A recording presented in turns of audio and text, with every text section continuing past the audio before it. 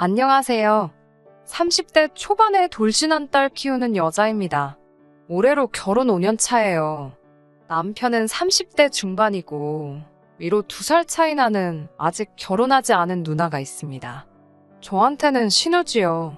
결혼 초반에는 언니 하고 잘 지내긴 했지만 신우와 올케 사이가 아무리 가깝다고 해봐야 신우와 올케 사이겠죠. 시댁과 거리가 가까운 편이기 때문에 한 달에 한 번꼴로는 시댁에 방문해서 시간 보내고 했습니다. 신우가 저랑 잘 지내는 척을 하기는 하지만 은근슬쩍 기싸움을 한 번씩 걸 때가 있었어요. 신혼 때 시댁에 방문하면 어디 브랜드 옷을 입거나 가방을 들고 갔을 때 그걸 가지고 그렇게 걸고 넘어지고는 했어요. 저희가 맞벌이 부부인데 저한테 올케 요즘 돈 좀 벌리나 봐 하면서 마치 제가 경제관념이 없다는 듯이 시어머니한테 고자질을 하듯 말을 하곤 했어요.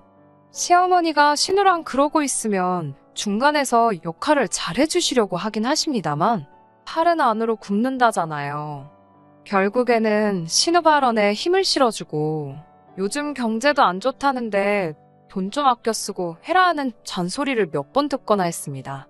제가 벌어서 제 돈 주고 산 건데 그걸 가지고 스트레스 받을 필요가 없다고 생각해서 처음에는 그냥 회사에서 보너스 나와서 샀어요 하면서 받아치기는 했는데 괜히 저도 같이 덤벼드니까 신우가 더 그러는 게 아닌가 하는 생각이 들더라고요. 그래서 일부러 몇 번 그런 일이 있던 뒤로부터는 그냥 시댁에 갈 때는 평범하게 하고 갔습니다. 그러니까 이번에는 올케는 이제 결혼했다고 여자이길 포기했나 보네 하면서 돈도 잘 버는데 뭐 좀 부리고 다니고 싶지 않냐면서 빈정대더라고요. 그래놓고는 언젠가는 저한테 연락이 와서 예전에 시댁 놀러 왔을 때 들고 다니던 가방이나 옷 이야기를 꺼내면서 보니까 요즘 그런 거 들고 다니지도 않는다는데 필요 없으면 자기한테 달라고 하더라고요. 신주단지 모시듯 옷장 안에 처박아 놓을 필요가 있냐면서 자기는 아직 결혼도 안 했고 멋부리고 다닐 일이 많으니까 자기가 잘 사용해주겠다고 말이지요. 안 빌려주기라도 하면 그날은 시어머니한테 전화까지 받아야 했습니다. 이야기 들어보니까 너는 이제 안 쓴다는 것 같은데 뭐가 아까워서 그러냐면서 그냥 한 번만 빌려주라는 식으로 잔소리를 들어야 했어요. 이런 일이 너무 자주 발생하니까 스트레스 받는 것도 일이지만 괜히 신우 때문에 시부모님하고 관계도 안 좋아지겠다는 생각이 들었습니다. 그래서 남편한테 신우에 대해서 길게 이야기를 나눠본 적이 있어요. 그런데 남편은 그래도 자기 누나라고 은근슬쩍 누나 편에 서서 해명을 대신 해주더라고요. 제가 힘들어한다는 건 크게 관심도 없는 건지 그래도 누나가 첫째라고 자기한테 양보도 많이 해주고 여태까지 자기가 누나 도움을 많이 받아왔으니 제가 누나 유별난 거 조금만 참아달라고 부탁을 하더라고요. 괜히 저 때문에 집안 분위기도 이상해지지 않냐면서 저만 참으면 되는 일인데 그게 어렵냐고 끝까지 신우를 대신해서 말을 하더라고요. 서운하기도 하고 화도 많이 나서 남편한테 그러면 누나랑 살지 나랑은 결혼을 왜 했냐고 한마디 쏘아붙였습니다. 앞으로 한 번이라고 저도 더는 참지 않을 거라고 진심으로 내가 신우랑 잘 지내는 모습을 보고 싶으면 중간 역할을 똑바로 하라고 했어요. 남편은 알겠다고 대답했고 앞으로 잘 지낼 수 있게 자기가 중간에서 조율을 잘하겠다는 대답을 자신 있게 했습니다. 그런데 중간 역할을 한다는 게 남편 생각에는 누나 앞에서는 누나 편 들고 내 앞에서는 내 편 들고 시모 앞에서는 시모 편 들고 박쥐 같은 역할을 하는 게 중간 역할이라고 생각했나 봅니다. 하루는 제가 회사에서 야근이 있던 날이었어요. 다음 날이 저랑 절친한 친구 결혼식이라서 일부러 회사에 월차까지 내서 제 앞으로 있던 잔업들을 다 정리할 요량으로 야근을 하고 있었습니다. 거의 밤 12시가 다 돼서 지친 몸을 이끌고 퇴근을 했어요. 그리고 다음날 아침 일찍부터 미용실 가서 머리도 하고 집에 돌아와서 옷을 갈아입으려는데 제 옷장에 그 옷이 없더라고요. 결혼식 날 입으려고 지난 주말에 세탁소에 드라이까지 돌려놓고 비닐도 안 벗기고 옷장에 보관하고 있었던 옷인데 말입니다.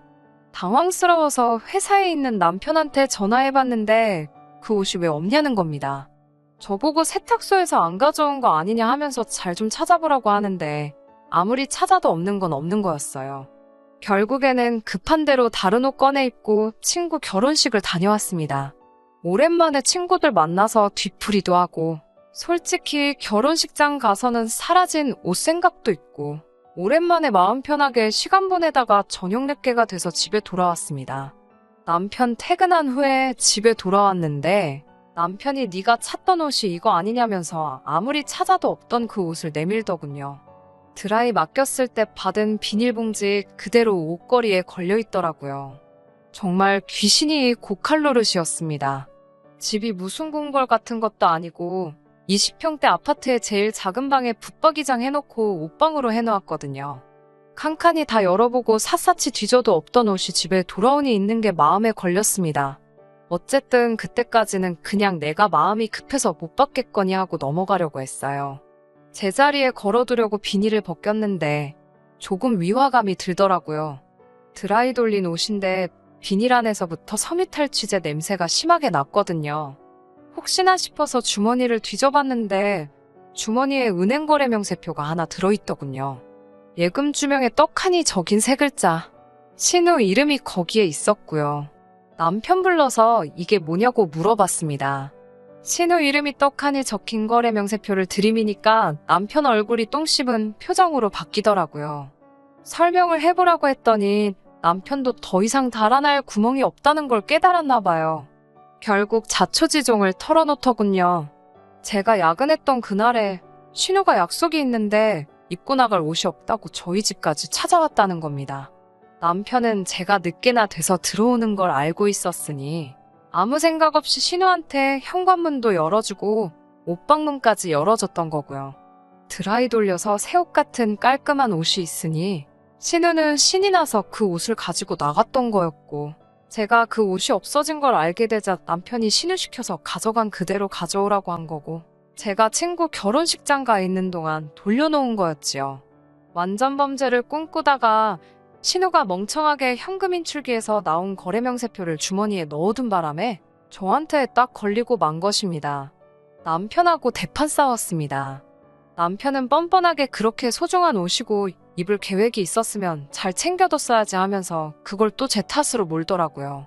저번에 싸웠을 때 신우 일로 더 이상 참지 않겠다고 제가 마지막 경고를 하지 않았느냐고 따지니 제가 앞으로 한 번이라고 했으니 이번에도 저보고 또 참고 넘어가라고 뻔뻔하게 나오는 겁니다. 이번에도 그냥 넘어가주면 앞으로 어떻게 될지 눈에 선해서 그냥 넘어가지 않았습니다. 시어머니한테 전화해서 더는 이렇게 못 살겠다고 말하고 그 길로 제 짐들 싹 다 챙기기 시작했어요. 남편은 그제서야 일이 이렇게 될 줄은 몰랐다면서 방금까지 보이던 뻔뻔한 모습은 온데간데 없고 손이 발이 되도록 싹싹 빌더라고요. 앞으로 같은 일이 발생하지 않게 자기가 잘하겠다 하는데 진작에 제가 잘하라고 할 때부터 그렇게 했으면 좀 좋았을까 싶었습니다. 제 전화 받고 시어머니도 그 길로 바로 저희 집으로 와서는 저한테 제발 남편 한 번만 봐달라고 사과를 하시고요. 이 일의 주범은 신우인데 왜 다들 신우 이야기는 하나도 꺼내지 않고 남편은 자기가 잘하겠다 싹싹 빌고 있고 시어머니는 남편 한 번만 봐달라고 하는지 참. 정작 사과를 해야 할 신우한테서는 그 뒤로도 연락 한 통 없었습니다. 그래도 한번 내지르고 나니 그 뒤로부터 같은 일은 일어나지 않았어요. 신우는 그때 일은 언급조차 안 하고 계속 쿨한 척 행동하는 걸 보니 참 낯가죽도 두껍다 싶었고, 그 뒤로부터는 신우하고는 최대한 거리를 두고 지냈습니다. 시댁에 가는 것도 그 뒤로는 단 한 번도 없었어요. 남편도 시어머니도 알고 있던 거죠. 신우가 제 앞에 수그리고 들 일은 없을 거고, 괜히 두 사람 마주치게 해서 일을 또 만들바해야 두 사람도 차라리 제가 시댁에 발길 안 하는 게 낫겠다고 생각했던 거예요. 괜히 집 분위기 이상하게 만든다고 나한테 가스라이팅을 했으면서 정작 본인들도 신우한테 문제가 있다는 걸 알고 있었다니 웃음도 나오지 않았어요. 명절이나 그럴 때도 시댁에는 남편 혼자 갔고 저는 바로 친정으로 향하고 그랬습니다. 시댁의 발길을 끊었다고 연을 끊고 지낸 건 아니었습니다. 신우가 있는 시댁에만 안 가는 거지 시부모님 생신이라던가 하는 행사가 있으면 시부모님만 밖에서 따로 만나 저녁 식사하고 그렇게 지냈어요. 신우는 집에 있었지만 안 좋을 거 아니까 다행히 집에다 떼어놓고 오시더라고요. 그래서 한동안은 별다른 문제는 없었습니다. 제 인생에서 신우 하나만 걷어냈을 뿐인데 인생이 바뀌더라고요. 남편과도 전에 없이 사이가 좋아지고 시부모님과도 물론 사이좋게 지내게 되었습니다. 한편으로는 이렇게 편할 것 진작에 한바탕 할 걸 그랬다 싶은 생각도 들었고요. 그리고 남편과 저 사이에 아이도 태어났고 아이 돌지났을 때도 신우 빼고 온 가족이 저희 집에 모여서 식사도 하고 그냥 평범한 인생을 살게 되었지요. 그런데 전생에 무슨 큰 죄를 짓기라도 했는지 그런 신우한테도 결혼하겠다는 남자가 생기더라고요. 지금이야 콩깍지 때문에 결혼하겠다고 들겠지만 그 남자도 참 인생이 기구하다는 생각이 들었습니다. 신우의 본 모습을 분명히 모르고 있었을 테니까요. 그래도 한편으로 다행이라고 생각했던 건 신우가 결혼하고 나면 더 이상 신우 때문에 억지로 시댁과 거리 두고 지내며 마음 불편해할 일도 없겠구나 싶었어요. 그냥 그 사람 좀 불쌍하다 생각하면서 지내고 있던 와중이었습니다. 그리고 저희 집에 예상도 못한 손님이 찾아오게 되었습니다. 인터폰 화면에 비친 사람은 신우였어요. 자기 때문에 무슨 사단이 났는지 알고 있어서 최근 몇 년간 정말 얼굴 한번 못 보고 지냈던 신우가 연락도 없이 집까지 찾아왔으니 솔직히 좋은 예감이 들지는 않았습니다. 신우는 집에 들어오자마자 다짜고짜 저랑 남편한테 나 얼마 뒤에 결혼한다는 소식은 들었지? 하면서 난데없이 돈을 내놓으라는 겁니다. 어이가 없었어요. 무슨 돈을 맡겨놓은 것도 아닌데 큰소리치면서 다짜고짜 돈을 내놓으라고 하고 있었으니 말이죠. 저도 더 이상 신우한테 쩔쩔매야 할 이유도 없었기 때문에 돈 내놓으라는 신우의 말에 맡겨놓은 것도 아닌데 난데없이 돈을 달라고 하느냐, 줄 돈도 없고 있어도 줄 생각도 없다고 확실하게 한마디 했습니다. 남편은 쭈뼛거리면서 아무 말도 못하고 있었지만 뭐 상관없었어요. 오히려 가만히 있어주는 게 도와주는 거라는 생각도 들었고 제가 말 안 하면 남편이 거절 못 할 수도 있겠다는 생각도 들었거든요. 그런데 신우는 당당하게 자기가 맡겨놓은 돈이 있다고 하는 겁니다. 저는 남편이 혹시 신우한테 나 모르게 돈이라도 빌린 게 있나 싶어서 흠칫했습니다. 남편한테 혹시 신우한테 빌렸던 돈이 있냐고 물었더니 남편도 그거는 생각도 못 해본 사실인지 돈 빌린 적은 없다고 확실하게 말을 해줬어요. 신우는 말도 안 되는 억지를 부리기 시작하더군요. 저랑 남편이 결혼할 때쯤에 이야기를 꺼내는 겁니다. 그러니까 저희가 지금 살고 있는 이 집이 최초에는 남편과 시부모님, 신우까지 같이 돈을 모아서 이 집을 샀다는 건 저도 알고 있었습니다. 처음에는 투자 목적으로 서로 돈을 모았고 모자란 건 대출을 받아 남편이 대출이자를 혼자 갚기로 하고 집을 구했다는 사실도 알고 있었어요. 그때는 제가 남편과 연애도 시작하기 전이었고 그 사실은 결혼을 하면서 신혼집 이야기를 하다가 자세한 내막을 다 알게 되었습니다. 신혼집을 구하는 과정에서 투자 목적으로 이미 돈도 잔뜩 묶여 있고 대출도 이미 남편이 갚고 있었는데 다른 집을 구해야 할 이유가 없겠더라고요. 시부모님도 그 집에 같이 투자했던 투자금을 돌려받는 대신에 저희들 결혼 비용으로 지원을 해주겠다고 했습니다. 신우는 투자금이라고 1,500만 원 들어간 게 전부였는데 그 부분에 있어서는 제가 모아놓은 돈으로 신우의 초기 투자금을 이자까지 약간 쳐서 돌려줬어요. 그리고 남편 앞으로 들어가 있는 대출을 제 돈으로 해결하면서 집도 공동명의로 변경을 하게 되었고요. 그래서 원래는 시가족이 투자 목적으로 구한 집에 저희가 신혼살림을 차리게 되었고 여태까지 그 집에 살고 있었습니다. 금전관계에 대한 부분은 이미 결혼 전에 싹 다 정리가 된 상황이었는데 신우가 이제 와서 우리한테 돈을 내놓으라고 하는 이유가 거기 있더라고요. 저희가 5년간 결혼 생활을 유지해오면서 집값이 적당히 오른 상황이었습니다. 제가 나머지 대출금을 해결하면서 집에 더 이상 대출이자로 나갈 돈도 없어졌기 때문에 집값이 오른 건 당연히 좋은 일이었죠. 그런데 신우가 이제 와서 한다는 말이 저만 아니었으면 자기는 이 집에 투자금을 도로 돌려받을 일도 없었을 거 아니냐면서 자기가 투자했던 만큼의 이득분을 저희가 신우한테 줘야 한다는 말도 안 되는 어깃장을 부리기 시작한 거죠. 제가 자기 동생하고 결혼만 안 했으면 5년이 지난 지금 집값이 오른 만큼 자기는 그 돈을 앉아서 벌 수 있었던 건데 저 때문에 집값이 오르기도 전에 투자금을 빼야만 했다고 말이죠. 그리고 이제 자기도 결혼을 해야 하는데 결혼 비용이 필요하니 돈을 달라고 하는 거였습니다. 그 돈 돌려준 지도 벌써 5년이 지났고 신우도 지난 5년간 논 것도 아니고 일을 하고 있었을 텐데 결혼 비용이 대체 얼마가 필요하길래 저런 어깃장을 부리고 있나 싶었습니다. 어이가 없더라고요.